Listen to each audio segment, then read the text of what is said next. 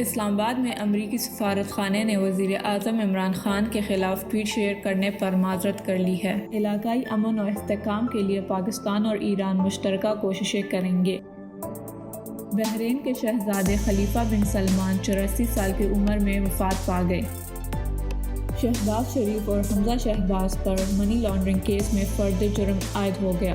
امریکہ میں ایک دن میں 1 لاکھ سے زیادہ کووڈ-19 کیسز درج ہوئے، جس کے بعد امریکہ میں ٹوٹل کیسز 1 کروڑ 5 لاکھ سے تجاوز کر گئے۔ پاکستان کرکٹ بورڈ نے نیوزی لینڈ کے ٹیسٹ دورے کے لیے ٹیم کا اعلان کر لیا ہے۔ ناسا نے چاند کی سطح پر پانی دریافت کر لیا ہے۔